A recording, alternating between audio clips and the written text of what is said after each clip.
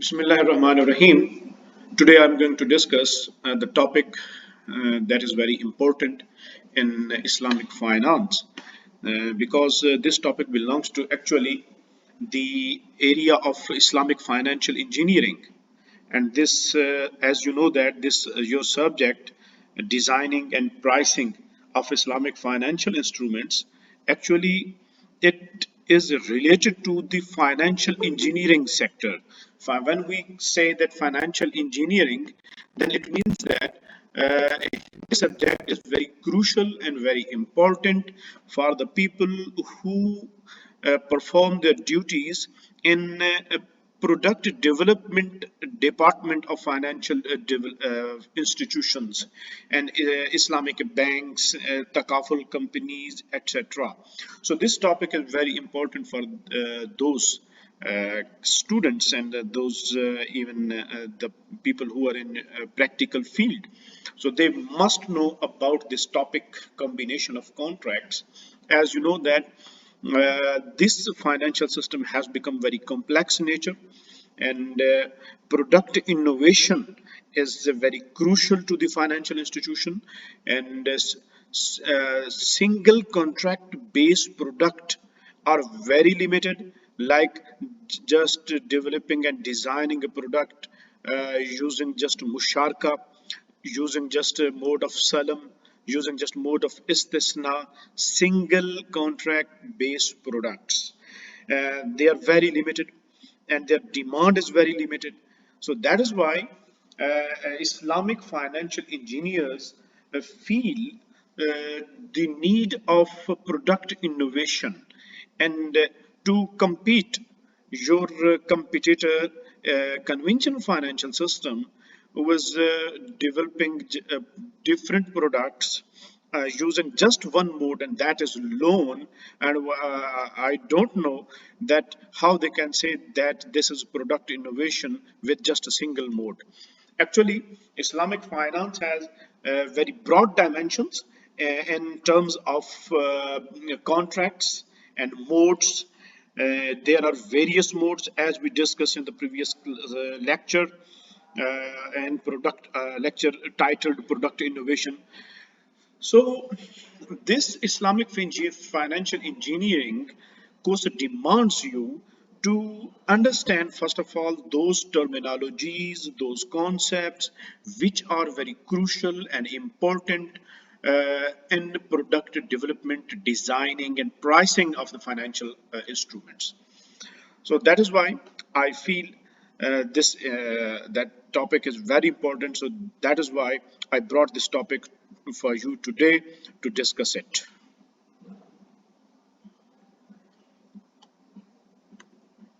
Okay.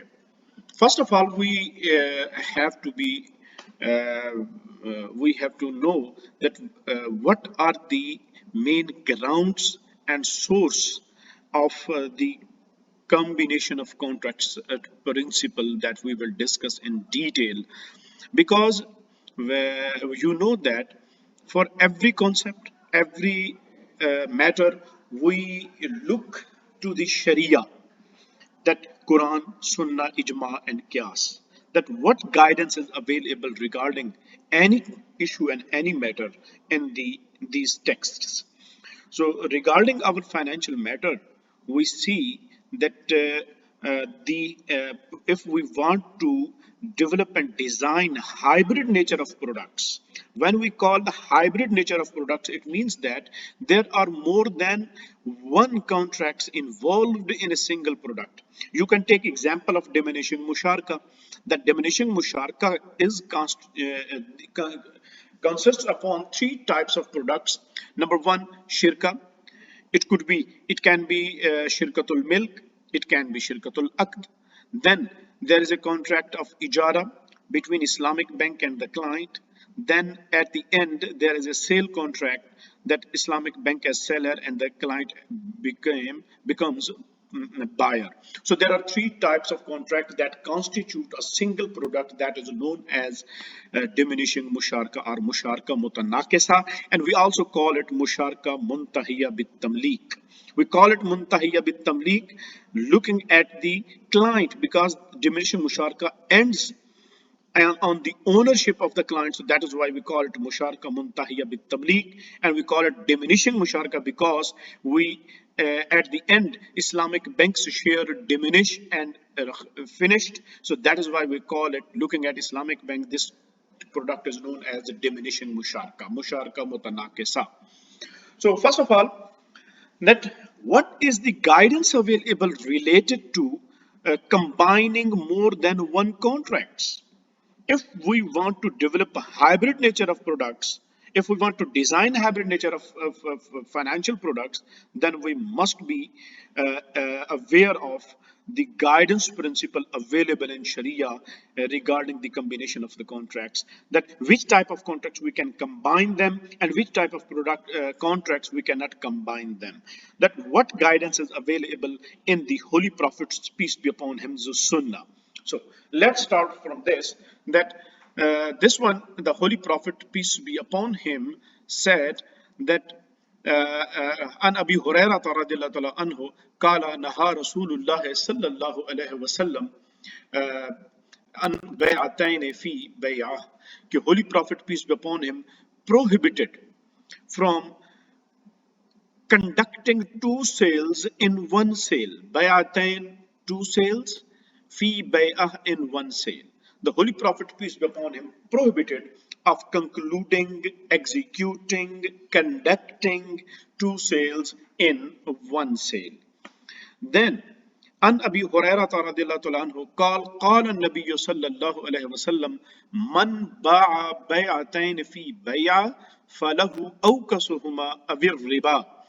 The Holy Prophet, peace be upon him, sallallahu alaihi wasallam, said that the person who sold, conducted two sales in one sale, then he must go with the sale in which price is low.